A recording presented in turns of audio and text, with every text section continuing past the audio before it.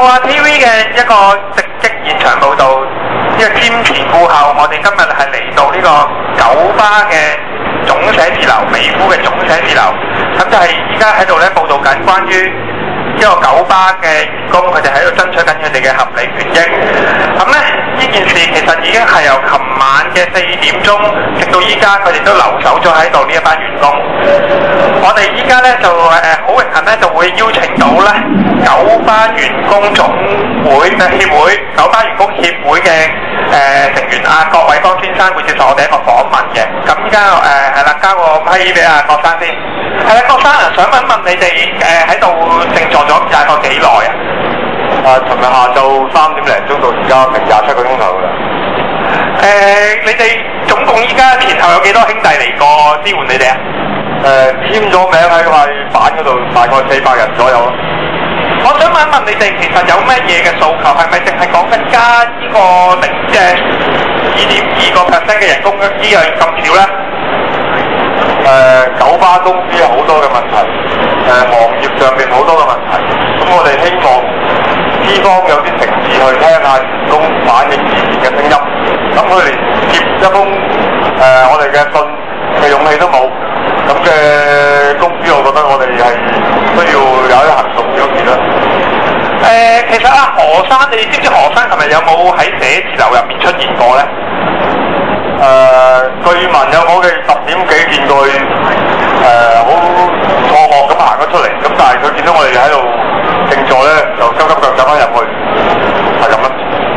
咁除咗講緊要加薪嗰個訴求之外，好似我聽翻你哋啲同事講翻咧，另外你哋仲有啲訴求，好似係話緊關於嗰個僱用嘅一個條件嗰方面，可唔可以講一講咧？僱用條件就講到好遠啦，因為咧九巴咧就分開兩種制度嘅，有分制舊制啦，分制就係月薪車長啦，咁舊制咧就係日薪嘅車長。咁分制嘅月薪車長咧，佢哋嘅薪酬福利咧都比舊制嗰啲少成都幾多啊，4、5千蚊起碼嘅。咁同埋有一樣嘢好離譜咧，就係話佢哋年尾嗰陣時咧係冇雙糧嘅，舊制嘅車長咧係有100%嘅雙糧嘅，而喺00年入職嗰班月薪車長，即係初期嘅月薪車長咧，佢哋都係有雙糧嘅，嗰個雙糧咧係底薪大概係7000蚊嘅雙糧嘅。咁嘅待遇咁多個階級，分咗咁多個層次，咁點解話唔公平咧？就係話03年嗰陣時，公司咧就因為話要大家共度時間，大緊個頭咁樣一齊過難關。好啦，過咗難關啦，04年、05年之後咁可能係同兩間工會達成咗啲協議，咁咧就冇將啲雙糧發放俾之後入職嘅車長嘅。咁呢樣嘢我覺得佢係出賣咗工人同埋好唔公平咯。咁多年都冇為佢哋嘅會員、佢哋嘅工友去爭取翻佢哋嘅雙糧。咁直到而家今年，我哋覺得係一個適當嘅時機，去為呢啲夥計去做翻啲嘢。因為巴士行業長久以嚟幾十年都係有雙糧嘅，就算現今嘅制度2/3嘅車長都係有雙糧嘅。咁點解要1/3嘅車長會冇雙糧呢？同埋佢嘅薪酬係真係偏低。咁呢班車長揾嗰1萬蚊，要11000蚊左右嘅收入，點可以話養妻活兒啊？點樣可以供樓啊？點可以日後生活呢？咁將來如果我哋呢班舊制嘅車長退曬休之後，咁呢班新制嘅車長嘅待遇係好可恥嘅。佢哋將來嘅生活係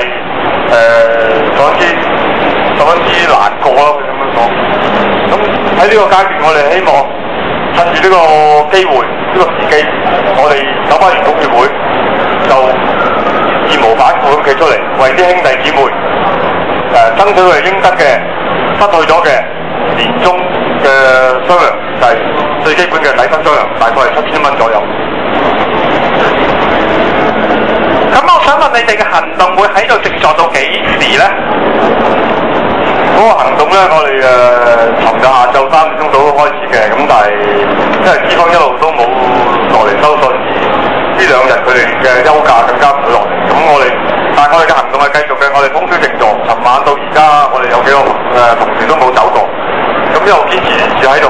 咁我哋嘅行動咧就會一直去到我哋禮拜一8月9號嗰個關愛10秒行動之後宣佈埋罷工嘅細節。咁如果真係要罷工的話咧，我哋會喺罷工之後先至會撤走嘅。我想問一問，如果你哋真係堅持決定要去罷工嘅話，你預計會最受影響嘅一啲區域會係邊啲區份呢？由新界、元朗、屯門出嚟，市區、彌敦道、過海一帶，我諗都會相當之擠塞嘅。